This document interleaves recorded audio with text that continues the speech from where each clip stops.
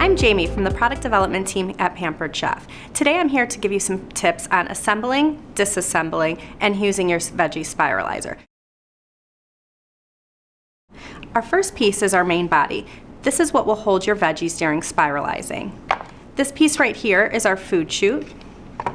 And this is our handle. This helps spin the food into the blades. Then we have our food pusher. This is used to hold the food stable while spiralizing.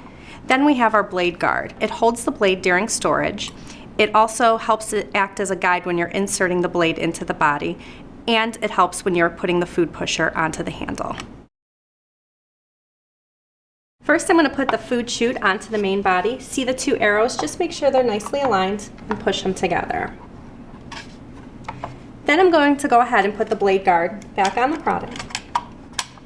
I'm going to push it down so it's firmly in place.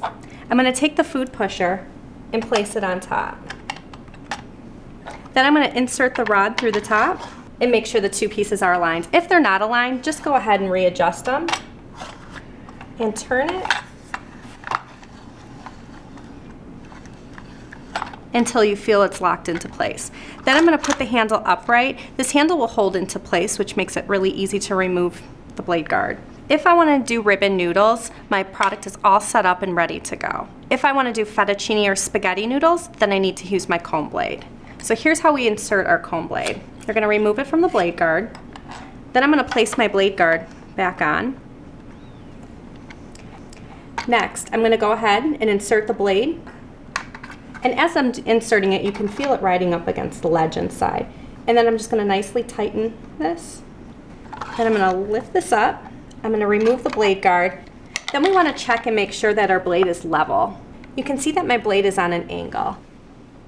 In order to correct this, here's what you need to do. You need to loosen your screw, and then you need to put your cover back on.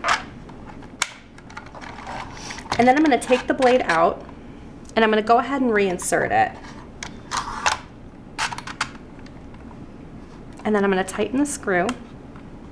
I'm going to pull the handle upright, and I'm going to go ahead and remove the cover and check that it's straight. And you can see it's straight, so now you're ready to spiralize.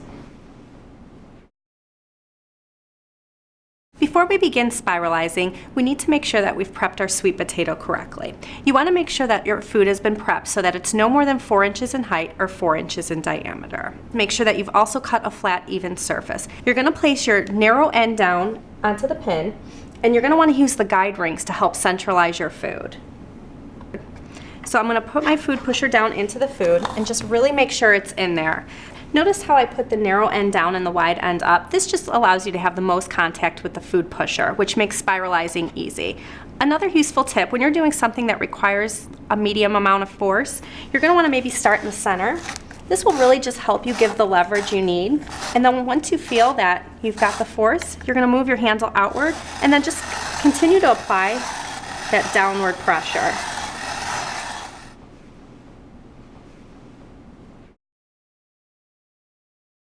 Here are a couple really great tips to use when you're spiralizing. You may find it helpful to keep your kitchen shears handy. As you're spiralizing, your noodles get really long, so you might want to just pick them up and give them a snip so you have shorter noodles. You can also slightly soften foods like butternut squash, sweet potato, and rutabaga by using the microwave. Using the microwave will help soften them so that you can cut them down to size, and it may even make spiralizing easier. Also, remember to use produce at its peak season for best results.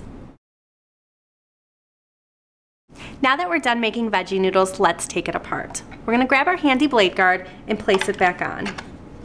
We're going to lower the handle down, and then we're going to turn it until the two pieces separate. We're going to take the food pusher off. Then we're going to loosen the screw and remove the blade. Next, we're going to take off the blade guard and remove the food chute. And now we're going to grab our brush and head over to the sink and remove any food debris. We hope you've enjoyed these tips and directions. Happy spiralizing!